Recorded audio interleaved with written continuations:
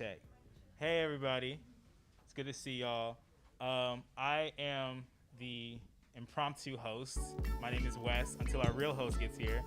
And yeah, let's just start the Speakeasy. Welcome to the Writer's House. We have Speakeasies, I want to say once a month, right? And I'm sure many of y'all have been here before. I don't need to really introduce it. This is the sign-up sheet. So if any, I saw a few new people walked in. So if anybody like wants to sign up or wants to share something, oh, our host just got here. So as I was about to introduce, I'm so glad I don't have to do that anymore. Thank you. Let's go, Wes! Thank you, Wes. I'm so sorry I was late. I was getting props for my show. It's fine. I got a squishmallow so he can. Anyway, welcome to the Speakeasy. I'm Rachel. I normally do this. That's why everyone tried to wait for me even though I was late. This is a Kelly Writer's House tradition. We have two basic rules. First is if you're going to say something with extremely triggering or like potentially inflammatory content, to give a little content warning. And other than that, poetry, prose, anything goes, as long as you are polite and aware of the people around you. And that's kind of it. We've got based on how many of you there are, we've got like a 3 to 5 minute time limit, but that's literally all I have to say. First up we have is Army. Yeah! Yes, please keep your mask on, unless you want to do the doggy bag, which you don't want to do. Hey everyone, I'm Army. So I'm going to be reading 3 short poems from this collection that I'm working on called Desires. So the first poem is called Rolling Stone Magazine.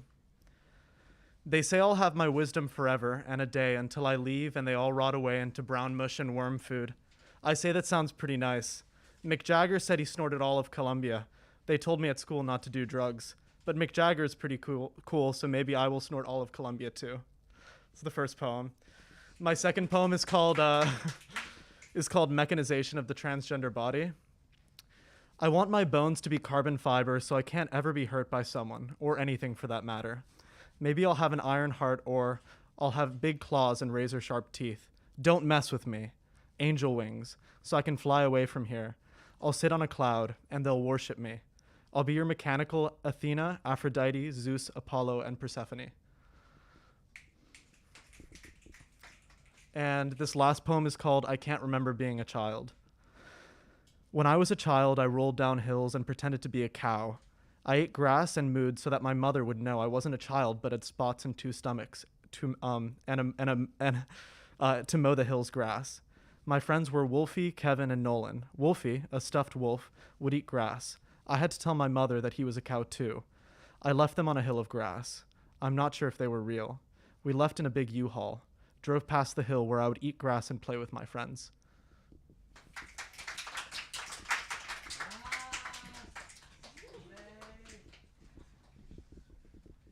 Brilliant. Thank you so much for sharing, Army. Next up we have Sydney.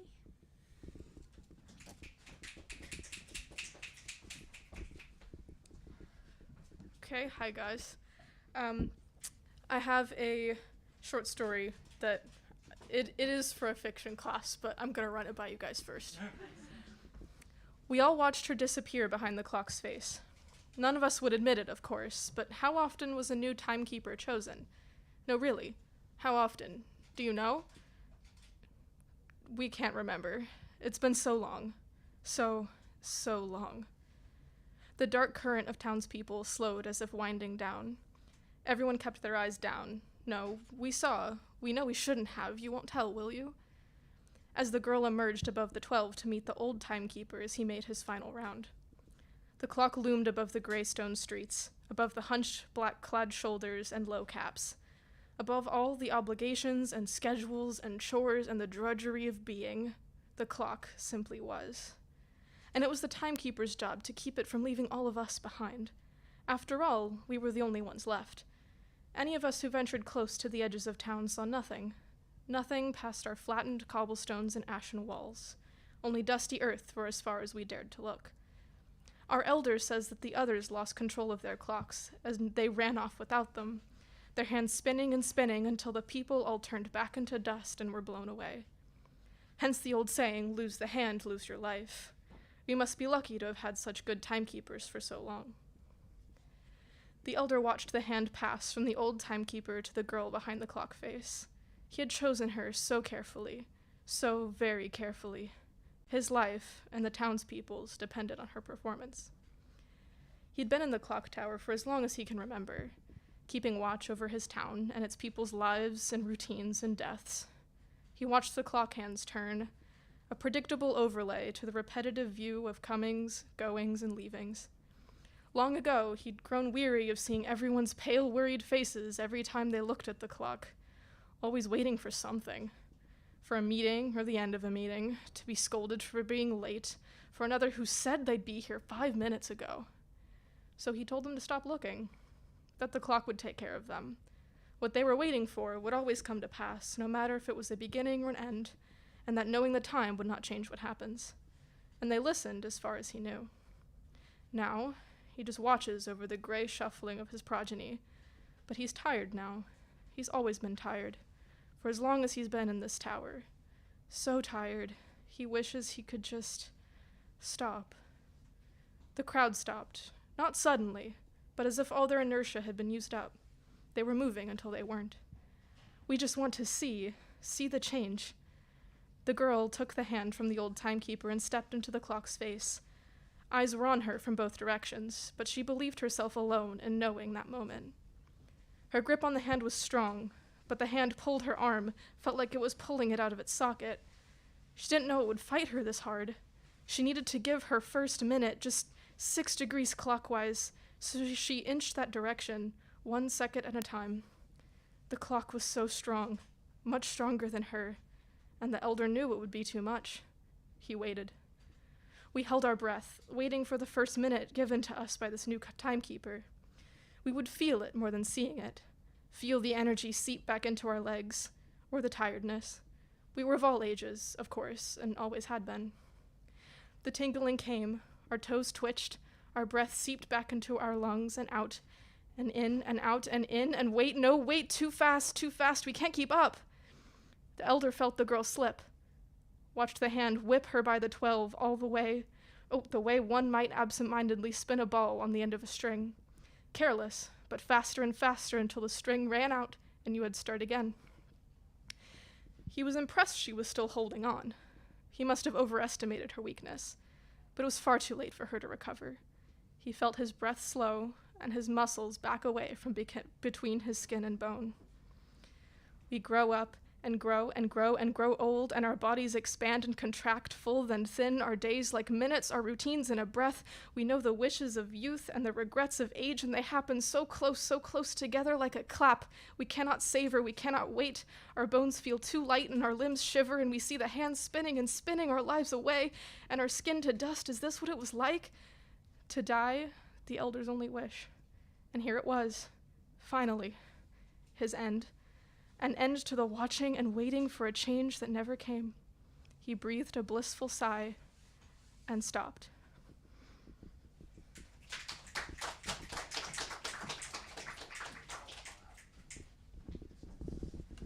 Thank you so much, Sydney. I'm sure your fiction class will love it. Next up, we have Jay. Okay. Faye. Oh my God, there's a little F. Faye, how can I help you set up microphonically? You don't? Okay. Yeah. Gorgeous.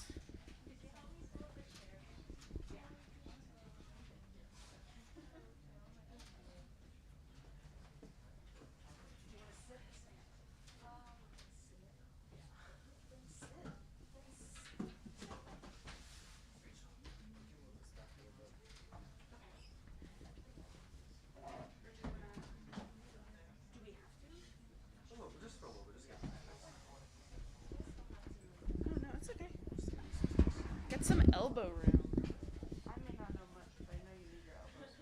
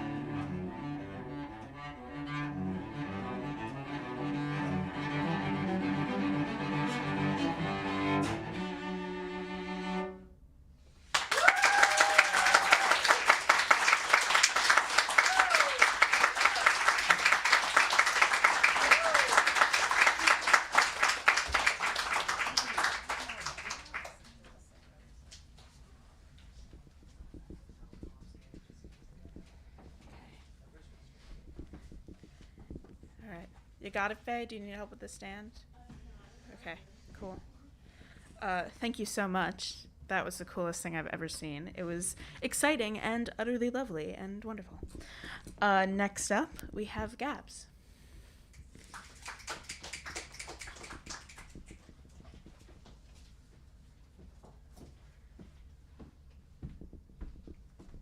Hi. So I thought I knew what I was going to read tonight, and then the past 2 seconds I decided I didn't know what I was going to read. Yeah, because I was just thinking, I was looking over everything I've written on all my journals, and I'm like, wow, you read something you wrote 2 months ago, and you're like, wow, this is terrible. This is so bad. This is so cringy. And I feel like a lot of my poetry's like that, but I like writing poetry. So instead, I'm going to read something not poetry from a book that I'm writing, because I want to be a novelist. Okay. I'm working on a fever dream novel, as I like to call it. It's like Alice in Wonderland, but it's also a mixture of, what's that movie? It's a great movie. It's a mixture of Alice in Wonderland, the Book of Genesis, and, you know, the transvestite song, you know, the sweet transvestite. Yeah, the rock. Yes, it's a mixture of that. Yeah, it's okay. Cool. So I'm going to start. Hello. Her voice was a hollow echo in a chamber. Not a soul was in sight. Not the measly mumblings of a mouse, nor the nonsensical nuisances of nutcrackers banging on the door. She shouldn't have been surprised. It was in the sugar suite where all the good things were to eat. Sugar plum fairies and hapless young girls who wander far away at night when the door is left unlocked. Young girls shouldn't wander around in the dark, you know, even if they think they'll get a peek at their presence. Curiosity killed the cat. Wanderlust damned the woman for the fate, worse than death. So beware, Lilith. Don't talk too loudly. Don't stand too proudly. Don't question your place or your station or body. They don't belong to you. Your skin is a painting someone swaddled you in. Your face is a mask someone else cast. Your eyes black marbles, and they've been rolling backwards at the state of things.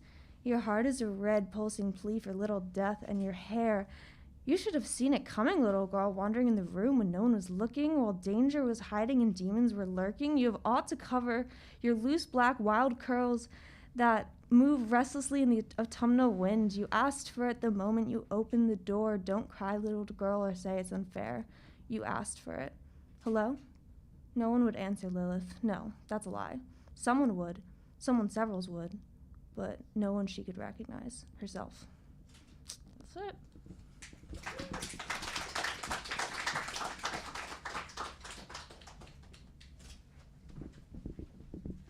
Thank you so much, Gabs. Okay, next up, we have Jack.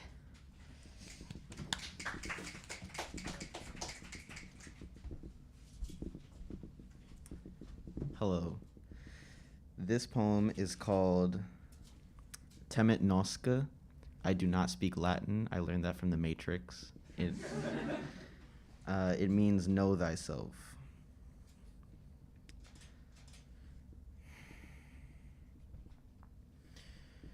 You are estranged from the shoulder who wakes you.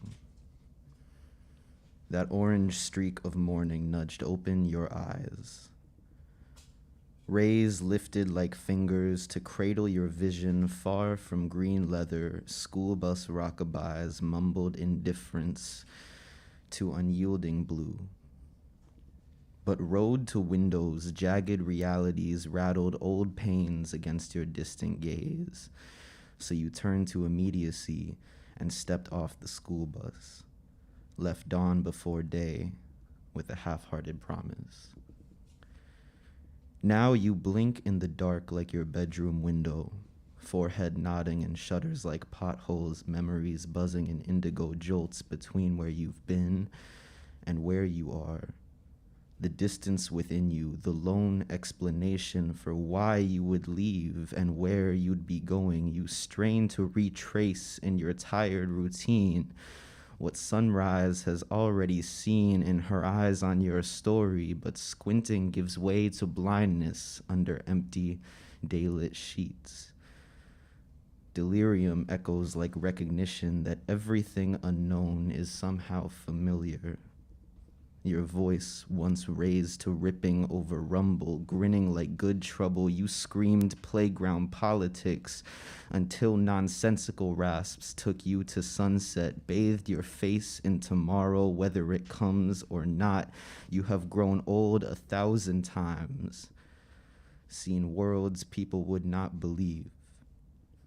Tasted Zion in blacktop and mulch, seen that place make maps into liars. Dawn is not a question of how the world turns.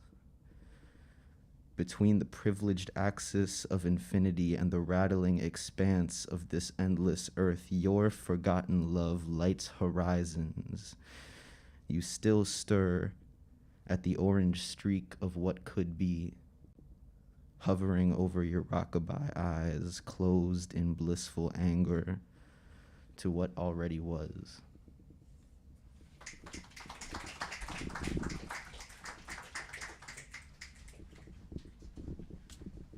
Thank you so much for sharing, Jack. Next up, we have Elijah. Okay, no, we don't. Never mind. I don't know who that is. Okay, see now I'm left with a name that I can't read. Cat. Late. I'm so sorry. It's absolutely not your name. It's my yeah, it's Liat. Sorry. Okay, it was pronunciation. No, I apologize. It's my handwriting. Okay. It's my handwriting. Absolutely. Okay, I have a poem, and it's not titled. Okay. Bleeding heart, it pumps blood out through my open chest, into your outstretched hands, fingers splayed open, I'm slipping through. You never really meant to keep me. I cup my hands in an empty offering and whisper you a prayer of mute gasps. You do not understand that I'm giving you everything I am. I spend myself, I pour endlessly, fill an ocean with the pieces of me I won't keep, leave them at the mercy of the waves, tossed, spun, smoothed out by the movement. It hurts so much I can't breathe. My blood spreads so thin over the barren ground you can see the cracked earth below. I have made myself clear for you. I'm an open book. I'm begging you to read me.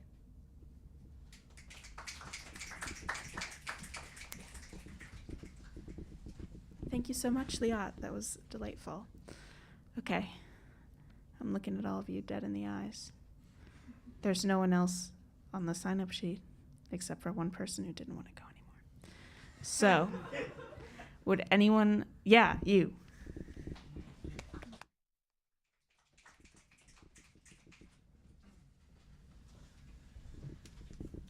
What's up, everybody? I've never read my poetry to anybody before, so thank you for being good company. I probably should have had a name like Jack's. My name is also Jack, by the way, but I do not, so it's unnamed. All right. The look she gave, eyes aglow from the raw fire that's pent, an eternal blaze, a beacon to my heart, free from dent. I wish to not confuse my patterns of loneliness for the angel shining anew, akin to the light refracting through the sweet and supple morning dew. Have I learned anything in life, how to honor the soul on my path, kindling the burning embers of her passion while rejuvenating her laugh? Discerning the tempest within from the winds without lacks objectification. The ship of your mind goes asunder, vaulting into the ocean of relation. While we are taught to swim our entire lives, we never met this sea and its thunder. Only through being caught in its tides will the wisdom soon uncover. One can only handle so much pressure under the looming covenant to still abide. Wait, I'm sorry. forget that line. Is the diamond beneath these waves the same as the light pulsing inside? One can only handle so much pressure under the looming covenant to still abide. There we go. I can't say if I want to surrender my life and let its course run true, or to merely have the story of the pearl to tell without the struggles that skew.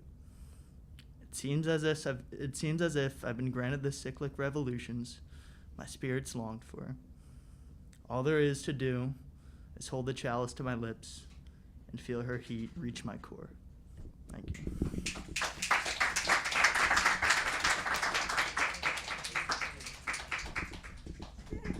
Thank you so much, Jack. Oh my God, it was so fun. The first one. Can I, while I have your attention, I see you. Can I ask a question of the crowd before I take you both? How many of you are here because you read the article in the DP? What article? There was an article in the DP, and I'm seeing some hands. I was just curious. Yeah, I was interviewed for 3 minutes. Sorry, can I get a reading hand again? I'm gonna go Zelda. I'm gonna go Zelda, in the glasses, Jamie, and Army again. Okay? Okay. Yeah, Zelda! Get up for Zelda! Yeah, give it up. Never. Never mind. Okay. Yeah, these are some new poems I've been working on, and I didn't write poetry for a while because I was like, I don't know, writing fiction or something. But now I'm doing it again. So, wait, no, let me read the other one first. Okay. And I posted these to my Instagram story, so some people, Army has read them. Yeah. So the first one's pretty short. The second one's pretty long. The first one is called "I Carry Him With Me to College." There's a story my brother loves to tell about a waterspout in '05 over Orlando. Me in his arms. He was so scared I was going to die. A few years later, he got high, watching Straight Outta Compton, and when Easy died, he swore I did too, and sobbed. I call him every day and tell him of the nothing I'm doing. I tell him school is hard, that I'm drowning. He says, once I actually thought you were. That's that one. I was trying to find the other one, but it's just a video of Army doing something. I don't know. Yeah. Okay, this one is like really small print, so it's good. Okay, this one's called Trash. Yeah. Trash. This poem isn't much else other than me telling you my mom's nickname for me was Trash. And of course, I have to mention she's been dead 5 years now, which should register on your empathy to tragedy scale. That is, if you have one. She had one. My father didn't. And when my father was around, I never would call him father. Same thing with my mother.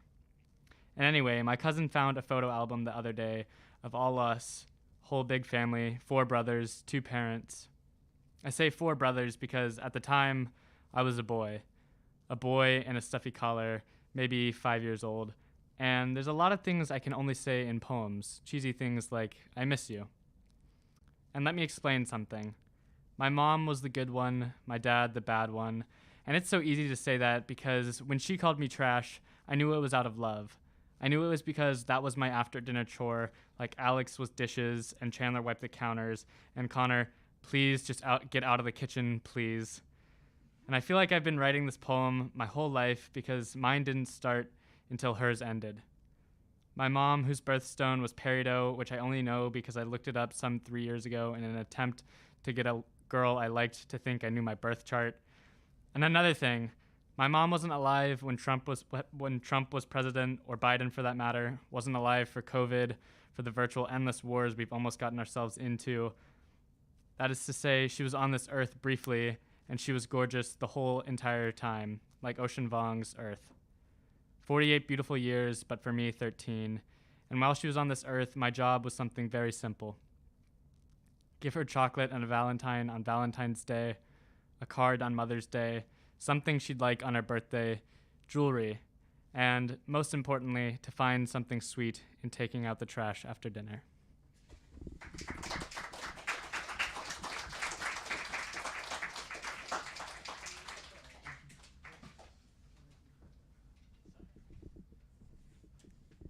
Thanks, Zelda.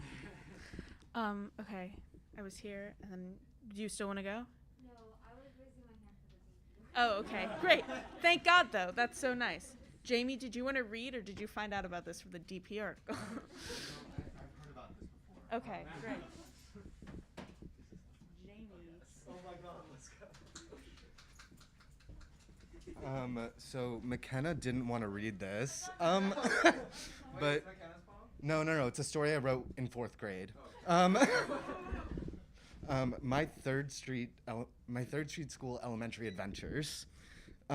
Okay, so here's the deal. I have to survive 3rd Street Elementary School. Boo. The first day of 4th grade, and I already had an enemy. She's, well, a complete idiotic moron. Well, since this story is quote-unquote school appropriate, I have to leave out a lot of things. Okay, I admit I've survived worse, but this is bad. If I could suffer through watching little kid shows while 12 of my cousins pin me down, you would think I could survive 4th grade with Mr. B, or as I like to call him, Mr. Blank. So anyway, back to the story. On my first day of school, I was almost late, and Mr. Blank came up to me and said, "You have violated rule blah, blah, blah." Turns out that was my friend in a mask. The kid thought he was my friend, and he also thought he could fly. Anyway, when I did meet the... Jamie. When I did meet the real Mr. Blank, his face was red as a tomato. "You were almost 1 minute late. You almost missed torture," he exclaimed. Oh boy, I'm in for a real treat. First things first, we correct summer work. And if you didn't do your summer work, you'll have to watch Elmo and Barney all day. And then we will read the first American novel in 1 millisecond. If I hear any talking, I will expel you, Mr. Blank said. I began to consider talking. Then I began reading, and I read 5,000 pages in half a ... a big ellipsis, millisecond, because the words were the size of the page. No wonder, the words were the size of Mr. Blank's stomach. I had half a nanosecond left. Could I finish it? 1 week later, only about 3 kids are left in Mr. Blank's class. I had to do something. I thought about making myself a citizen of the underworld or having Mr. Blank join Hades. But then bad things would happen to me, so I decided to pray to every version of a god that Mr. Blank would go to a school in the Himalayas. And the next day, he was gone. My wish had come true, but what teacher would I be stuck with now? Uh-oh.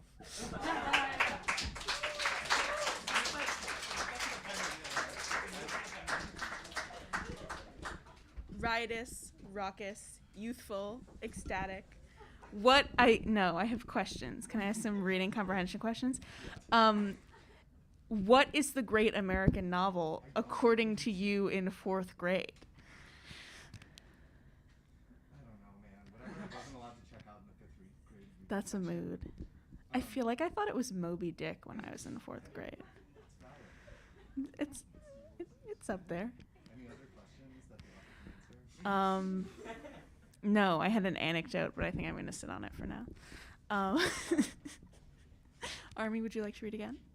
Yes. Okay. I'm so sorry you have to look at me twice. This short story I just submitted to a journal for the first time, and this short story is dedicated to my muse, Zelda. So this story is called Chef and Butcher. The chef woke up every morning at 3. He lived on the 2nd floor above his restaurant. There was little to see in his apartment: a coffee table, mattress, a small kitchen table, closet, and of course, the chef getting ready for his day. He liked to take a shower and shave every hair off of his body to make sure that none of it ended up in his customers' food. In a small trash can beside the toilet, he collected all of his hair. It would pile up over the months. He enjoyed watching it fill up with hair from all over his body. After he shaved, the chef carefully rubbed lotion on every part of his body, determined to keep every inch of skin fresh and young. He never ate breakfast because immediately after getting dressed, the chef would walk a block to the butcher shop. The chef preferred the quiet of the morning street. There weren't any young people milling, and especially no crying children in strollers, just the sound of fluorescent street lights and the occasional car that would whir past. The chef had to pass 3 other restaurants, a bank, and a townhouse in order to get to the butcher shop. It was an old butcher shop, the ones that still chilled their meats with blocks of ice. Every morning, the butcher would get out of bed, disheveled, and open up the store for the chef. The butcher was never late. The butcher was never late, the chef thought. The storefront was dark. There was no one there. Where is the butcher? He's never late, thought the chef. He determined that it would be best to wait in front of the butcher shop for a few minutes to see if he would show. So the chef waited. He waited and he tapped his foot, looked around, and chewed at his fingernails, something he had done since he was a boy. It was unusual, to say the least. His daily rituals went uninterrupted, and when there was an impediment, it was never the butcher. Never. He didn't have the butcher's phone number. He didn't feel the need to have it. Besides, the chef barely ever opened his 2002 Nokia for any other reason other than to call his mother every other Saturday. There weren't many other options left for the chef. He could try the door, he could try breaking the window if the door was locked, or he could go back. Clearly, the chef's mind first went to trying the door, the logical man that he is. Like one of those 1970s slasher films, the door opens, squeaking ever so slightly to foreshadow the potential danger the protagonist might encounter. The chef makes his way inside and analyzes his familiar surroundings that lay unnaturally in the dark. He sees the cooler, the cash register, the storage room closet, and still no butcher. There weren't many places that the butcher could be, unless he were still asleep. The chef wondered if the butcher would mind if he simply took his favorite cup from the back and paid him back later. While he wasn't a rule breaker, the chef would do anything for the excellent cut of meat. Just enough fat, just enough lean meat, and just enough tenderness to make every bite ecstasy reimagined. He couldn't give up the opportunity to choose his own cut of meat. The potential was overwhelming. The door of the freezer was cracked open. Curiosity killed the cat, the chef thought. He enjoyed old sayings like that because his father had a book of them on the coffee table as a child. With his sausage-linked fingers, the chef gripped the door handle and opened the freezer door. The chef fingered around the wall for a light switch, found it, and flicked on the lights. His mouth was watering. The meat hung around him on hooks. It was a Christmas miracle, he thought. Tenderly, the chef grazed his fingertips over his favorite cuts, tracing their lines and figures and fat. He pushed himself against the hanging meat and pushed himself into them. He had to figure out which was best. This one wasn't the right one. Her bones are too large, and she doesn't have a single ounce of fat, the chef thought. However, out of the corner of his eye, a piece of fat glinted off the overhead lighting. He ran over to it. He pushed his fingers into its tight, fibrous red body and smiled. I could cry. She's perfect, thought the chef. There had never been one like her, and the chef realized that he was meeting the one that could change his life. The chef imagined her on the grill, not undercooking, not overcooking, but making sure each side had the gateway crunch that would lead to a juicy explosion of senses in the mouth. At this point, the chef was too entranced by the meat to pay attention to the freezer door that was closing behind him. His smile was ear to ear. He had too much joy to pay attention to the impending danger that would soon await him. He looked at the door and noticed that it had closed behind him. There was no way out now. I'm going to be with her forever, thought the chef. He held onto the slab of beef like one would hold a lover the night before. First it was his fingers. They turned blue, then white, then purple. His fingers and arms were stuck tightly to the meat. No matter. The chef was blissful despite his present condition. Next came his nose. The tip of his nose became as delicate as a pane of glass and as cold as his surroundings. Not even his breath kept him warm any longer. It just froze his lips and mouth into a permanent grin, pushed up snugly against the meat he held so dear. There wasn't a difference between him and that carcass that hung so close to him. They were stuck in a death dance that would continue for a lifeless eternity. The chef didn't know that the butcher had died of a heart attack 3 hours earlier in his apartment upstairs. But why should he? He is so very happy where he is.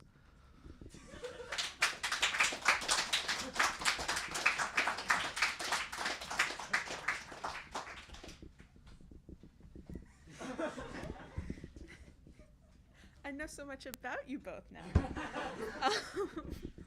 Someone in the back requested the sign-up sheet.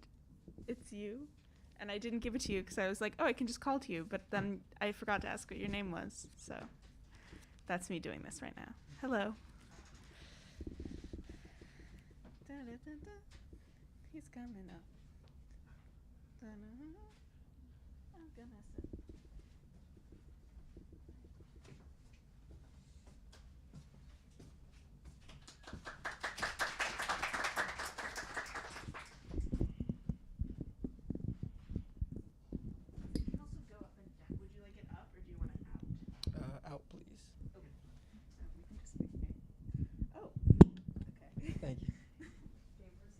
Great evening. My name is Michael Baylor, also go by MQ.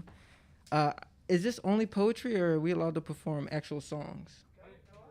Would I need to plug up to?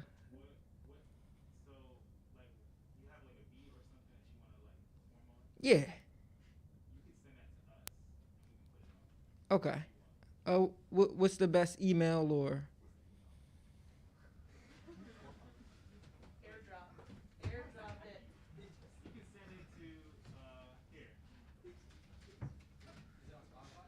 It is. In my bag. But do you want to perform over the song or you want to perform over the instrumental? I perform over the song. MQ. How's everyone doing? And I'm gonna be honest. There's nothing better than being able to hear a story and you're being so descriptive and detailed oriented. From blue to purple.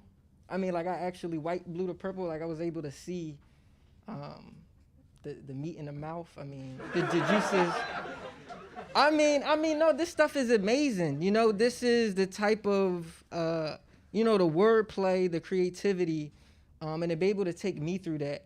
I appreciate you for that. Yes, sir.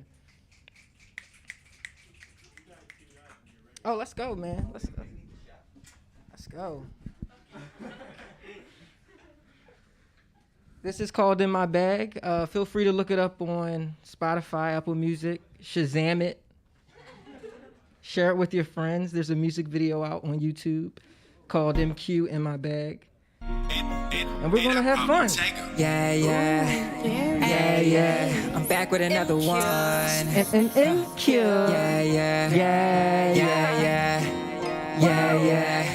I'm done with these noodles. I just have right in my bag, yeah. Right in my bag. I just have right in my bag, yeah. I just have right in my bag, yeah. Right in my bag. I'm done with these noodles, I just have right in my bag, yeah. I leveled up, got me a check, now I can flex, yeah. She say I'm too pretty that she need a thug, she still give me sex, yeah. I still beat it up, that she gonna tell me that I'm the best, yeah. I'm done with these noodles, I just have right in my bag, yeah. I leveled up, got me a check, now I can flex, yeah. She say I'm too pretty that she need a thug, she still give me sex, yeah. I still beat it up, that she gonna tell me that I'm the best, yeah. Shawty know I'm the best, but she giving me stress, yeah. I'm thanking the Lord that I'm blessed, yeah. But she really know that I'm next, yeah. Run up a check, yeah. I do it like, yeah. She don't understand, yeah, that I was just chasing the bands, yeah. Run it up. But I had to run it on late night. Can't be catching these late flights, but she went to get so to hang tight. I told her I got hang time, can see it on waistline. I had to take time and stop at the stop sign. But she wanna mess with a dime. I told her that I'm the one. I'm my mama only son, so I'ma hit her with the charm. But I'm gonna pop like a gun. I'ma go shine like the sun. Yeah, you know I'm number one. I ran it up just for fun. Yeah, I'm on a whole nother level. Put my pedal to the metal. Got me feeling like a devil. Yeah, but I'm gonna get it for sure. Got a little on one more. Drop the dub, check the score. Back then when I felt so alone, when y'all wasn't here on my phone, bossed up, did it all on my own. Now you see me gon' be doing these shows. Told these lames don't ride with the pose. Told these lames ain't pouring no foes. I'ma really let it go. Break a heart, but that's just how this shit goes. Yeah. I had to run up the pay, yeah. Gotta go through the day, yeah. I'm addicted to the cash. I would never be in lay, yeah. Say you know I'm too fast. Had to get up off my ass. I've been working on my cray, yeah. I'm done with these moves, I just have right in my bag, yeah. I leveled up, got me a check, now I can flex, yeah. She say I'm too pretty that she need a thug, she still give me sex, yeah. I still beat it up, that she wanna tell me that I'm the best, yeah. I'm done with these noodles, I just have right in my bag, yeah. I leveled up, got me a check, now I can flex, yeah. She say I'm too pretty that she need a thug, she still give me sex, yeah. I still beat it up, that she gonna tell me that I'm the best, yeah.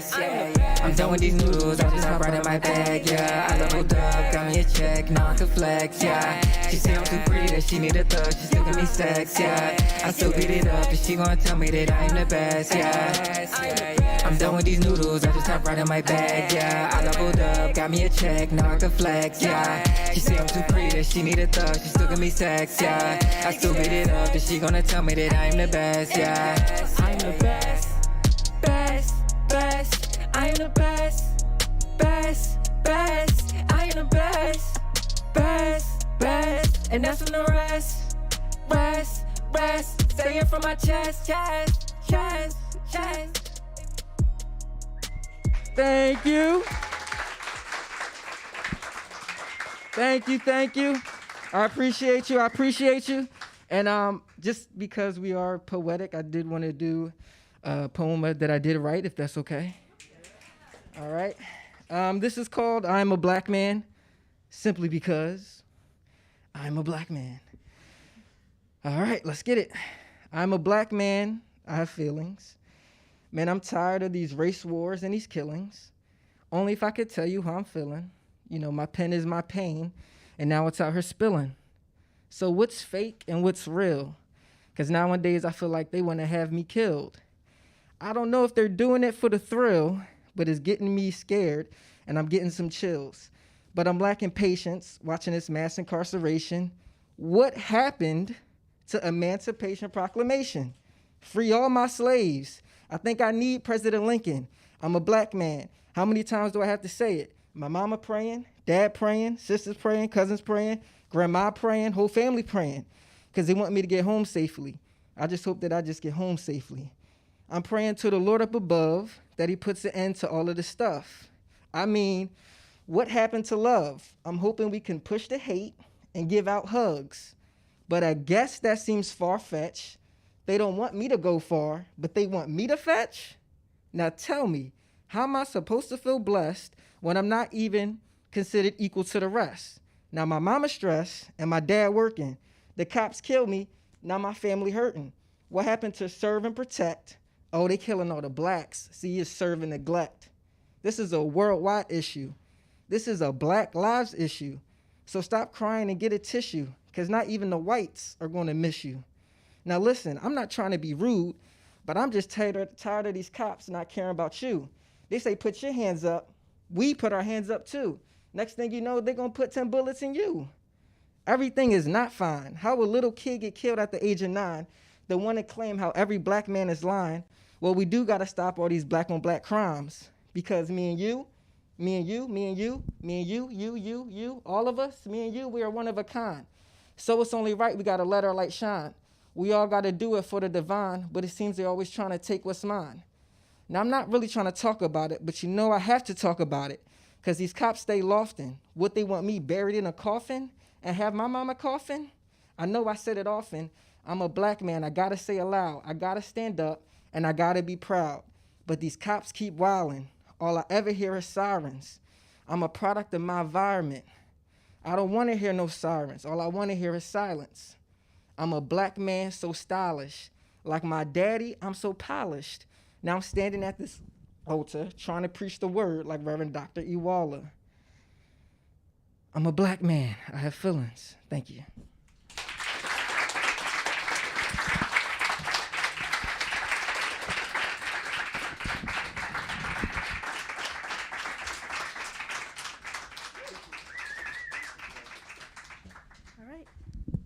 Thank you very much. Thank you for coming out. I don't know what time it is because my phone died, but I feel like that's a solid place to end it. I feel like that's a delightful, wonderful note to end it on. Have a wonderful rest of your night. Thank you so much for coming, and come next month to the next one.